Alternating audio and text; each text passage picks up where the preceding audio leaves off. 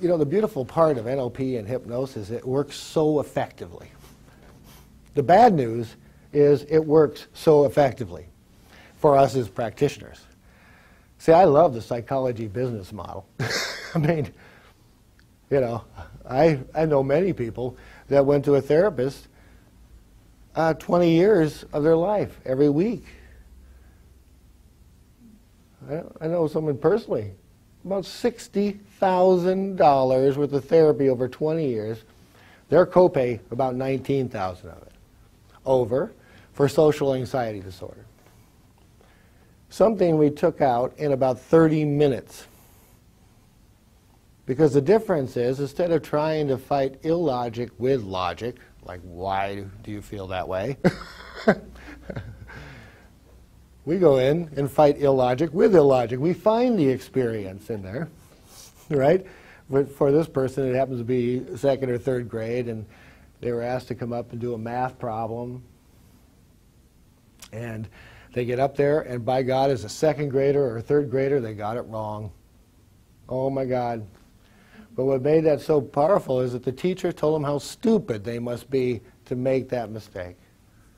And that suggestion stuck. And so she was so afraid, she couldn't even write an email to her sister without sweating in her current day.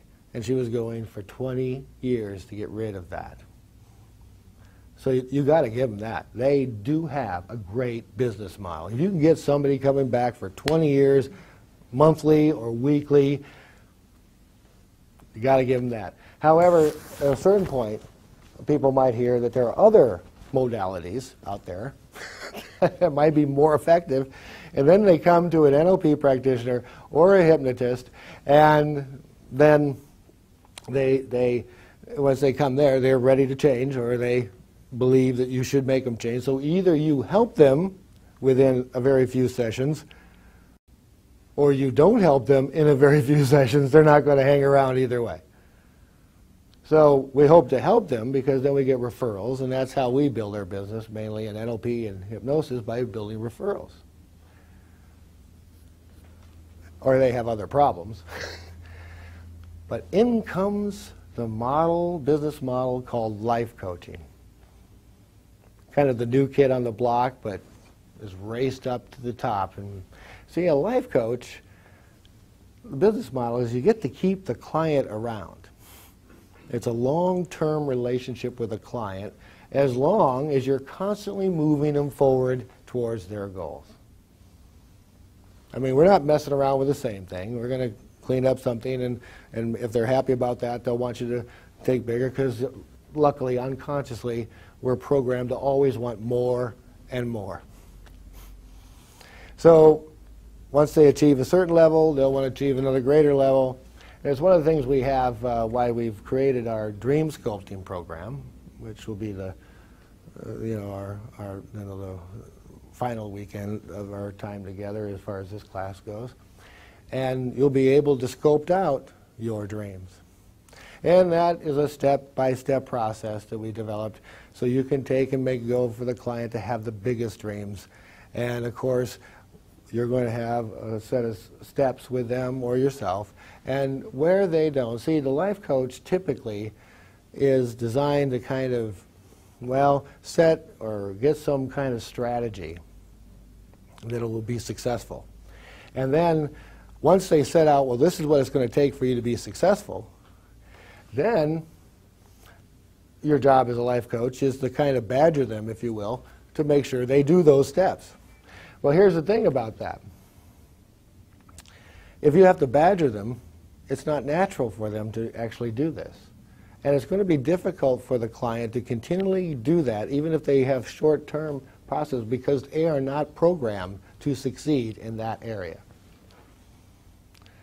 And that's why NLP helps the life coach, because we're looking at the unconscious process that keeps them from actually able to accomplish that goal.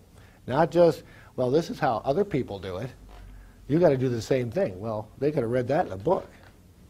Now, I have evidence of this in, I have one of my students, and someone who's they got their own sales business now.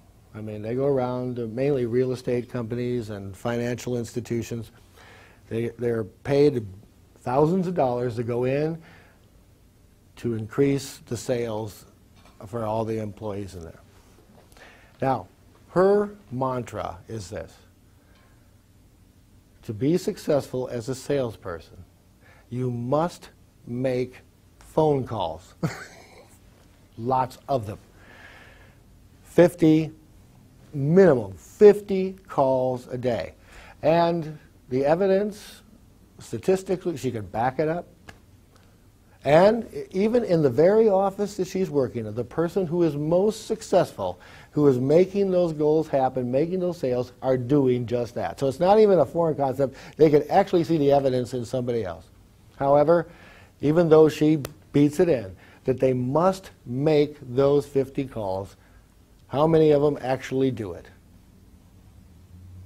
Very little. She gave them a success model, a proven one. Even by the guy that's sitting in the other office, it's a proven one. But somehow they don't do it. Now here's the difference between a life coach and an NLP, Neuro Linguistic life coach. Because see, we'll know as a life coach if they're not making those calls already. They're just not programmed to do it. And I can tell you the program. She asks me every time I'm in Charlotte, she goes, come on in, I'm going to a client, tell them about this, right? About, the NLP part of it.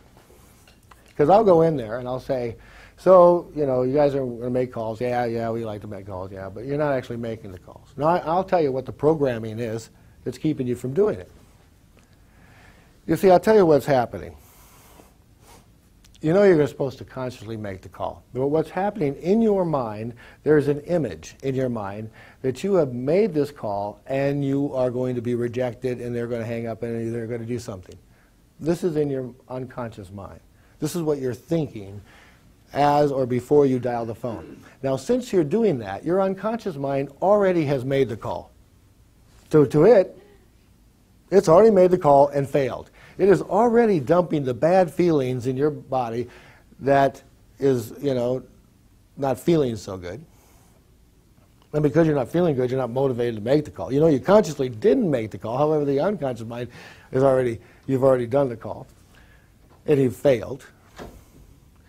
Now, your unconscious mind is kind of a pleasure, pain, it moves towards pleasure. And it'll avoid pain where possible. So since it's already made the call and feeling pain about it, it's looking unconsciously for something more pleasurable to do, like go get a cup of coffee, or maybe it's time to go to the bathroom, or maybe I should talk to somebody or make this call, another call that has nothing to do with what your job is. And then you're consciously not making it. For example, and I would say this, they're all sitting around in some boardroom, I said, if the receptionist came in here right now and laid a message on each of you that there is a client calling you and wants you to call back because they're interested in what you have, how many of you would be here right now? They all say, well, I certainly wouldn't. I'd be out there getting, wonder why you want to make that call. Ah, that call, you have another false reality. You have an image in your head that one's going to be successful. You can't wait to make that one.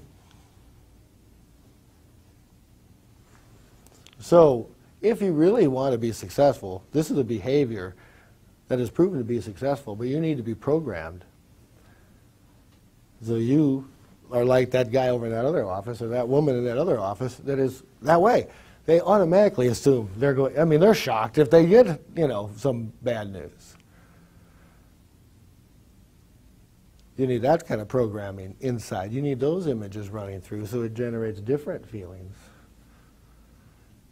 So as a neuro-linguistic coach / hypnotherapist, luckily you can take advantage of all the power of suggestion through language and understanding how people tick and through the neuro-linguistic information you're getting, and realize that if you choose to be someone like a life coach, you can help people achieve greater and greater success. And because you have that power of hypnosis, you can overcome almost any behavior that gets in the way. And just remember that every behavior has a certain consequence. If they want a different consequence, they need another behavior.